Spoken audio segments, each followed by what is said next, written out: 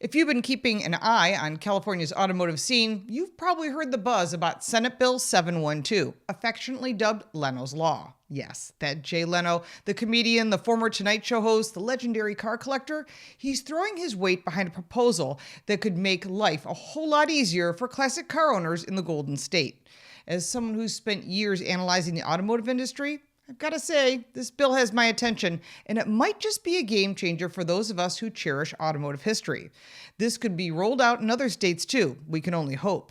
So let's dive into what this bill is all about, the criteria it sets, what years it applies to, and whether it'll shift with time. But first, I want to remind you to like this video and subscribe to our channel to keep up with what's going on in the automotive world. Leno's Law is based on California's smog check rules, which are a bit of a thorn in the side for classic car owners. Since 2005, the state has exempted vehicles from model year 1975 and older from smog tests. That's great if you're cruising in a 60s muscle car or a 50s hot rod. But if your pride and joy is from 1976 or later, you're stuck bringing it to smog stations every 2 years. And that's a real pain in the butt because the older emission systems are difficult to make comply with the current regulations, especially if it's a collector car. They're fragile, they're finicky, and sometimes impossible to keep compliant, and they can't even get those rare NOS or new old stock parts. That's a challenge. With Senate Bill 712, introduced by State Senator Shannon Grove, a Republican from Bakersfield, California, with Jay Leno as its high-profile cheerleader, the bill proposes a fully exempt classic car that is 35 years old or older from smog checks, provided that they're insured as classic collector cars. And that's a big leap from the current static cutoff of 1975, and it's got car buffs like me and Jay Leno pretty excited. The criteria and who qualifies is where the rubber meets the road. To get this smog exemption, your classic car has to meet 2 criteria. 1, an age requirement. The vehicle must be at least 35 years old. That means as of 2025, we're talking about cars from 1990 and earlier.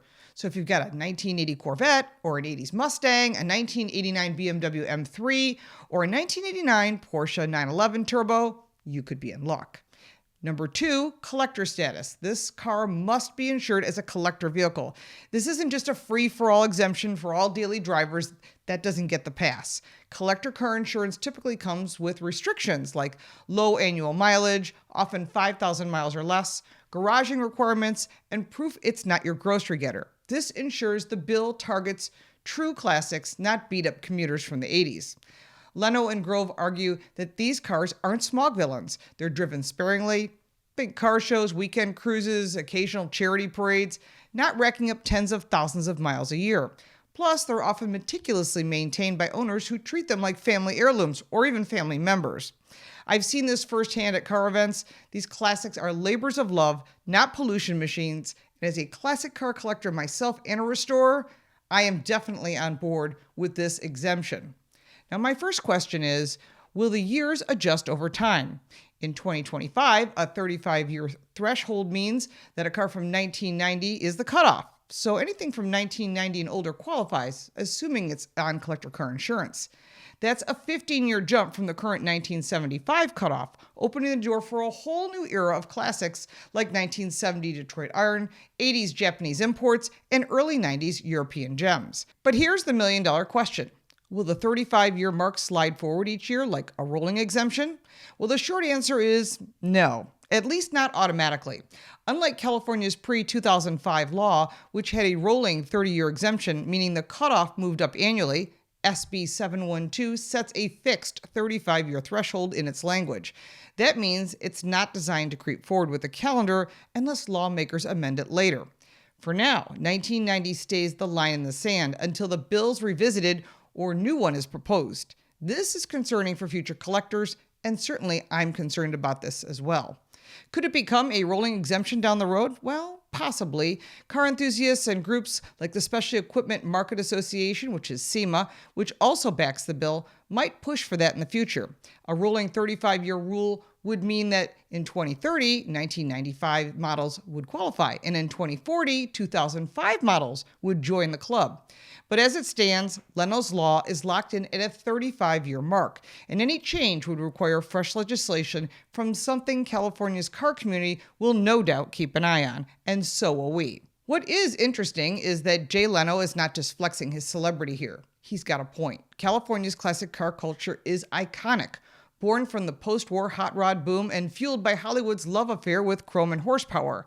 But that state's strict smog laws have made it tough to keep older cars road legal, especially as smog equipment from the 80s and 90s, well, they are pretty much scarce. I've talked to owners in a few states who have struggled to find shops who are even willing to test their pre-OBD2 cars. Some places just shrug and say they can't help, and SB 712 could ease that headache on a nationwide basis, keeping the rolling pieces of history alive. And it's not just about nostalgia.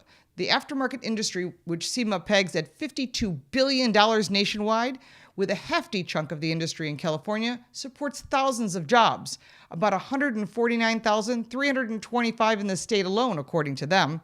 From restoration shops to parts suppliers, this bill could give the sector a boost without meaningfully denting air quality. And after all, these collectors make up a tiny fraction of all the cars on California's roads. The bill faces its first hearing in April before the Senate Transportation Committee, then needs approval for the full Senate, the Assembly, and Governor Gavin Newsom's desk. Environmentalists might push back as California's a green-leading state, but Grove and Leno insist the impact would be negligible. And I tend to agree. These cars aren't the smog culprits we should be chasing. But convincing Governor Gavin Newsom might take some pressure from his constituents. I say Leno's law is a practical compromise for now. It celebrates California's car culture while keeping the focus on collector vehicles, not daily drivers. For now, 1990 and older classic cars are in the spotlight, and they won't shift yearly unless lawmakers tweak it later. So if you've got a garage queen from the 1980s, cross your fingers and maybe thank Jay Leno for having your back. Now I want to hear from you. What do you think? What are you going to do for your state? We'd love to hear your thoughts down below. If you like this video, give it a like and subscribe for more videos like this, and check out our car review channel, Car Smarts. You can support me by buying me a cup of coffee, and if you want even more content, check out the links in the description. I'm Lauren Fix. Thank you so much for watching.